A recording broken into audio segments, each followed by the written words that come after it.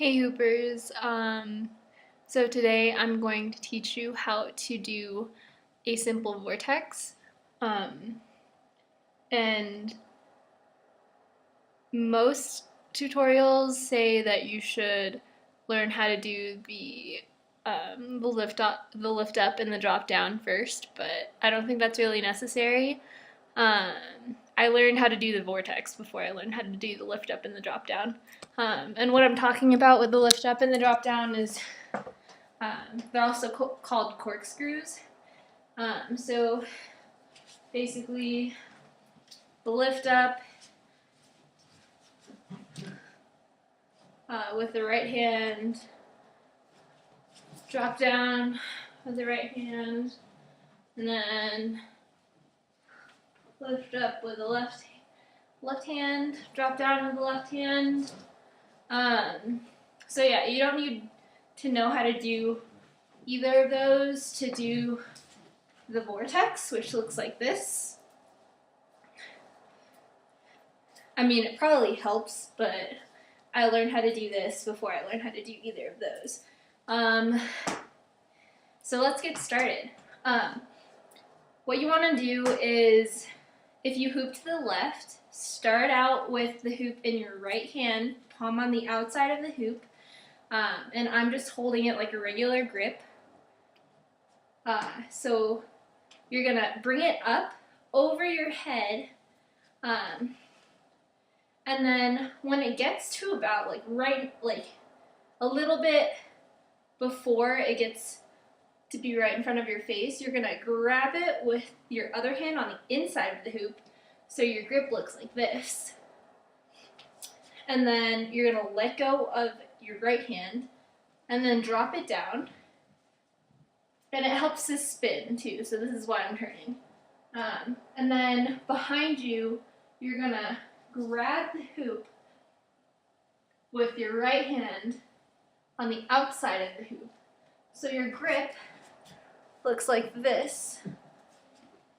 And then you're gonna let go of your left hand, bring it back up, and when it's about, when your hand is, again, about like right here in front of your face, you're gonna grab it with your left hand on the inside of the hoop.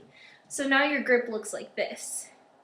It's a little bit different than whenever you started out, because one of them was on the outside while the other one was on the inside. Now they're both on the inside. And then you start over again. So let go, hands outside on the hoop, hands inside on the hoop. Outside on the hoop, inside on the hoop. Outside on the hoop, inside on the hoop. And then just repeatedly do that until you can get a smooth motion. And you can do this both ways, going both directions. So I just showed you the direction if you hoop to the left. So coming out of this, you can go into the vortex. That's where it helps to be able to know how to do the lift up and the drop down if you want to go from the vortex into your hooping. You can also go from the vortex into regular waist hooping. So vortex and then waist hooping. But you can mess around with that later. Now let's teach you guys how to do it with your left hand.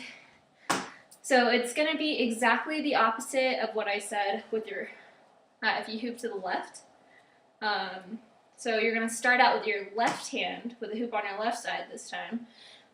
Same grip, hand on the outside, and you're going to bring it up over your head, grab it with your right hand so that you have a hand on the inside and a hand on the outside. And then when it gets to in front of you, let go with your left hand.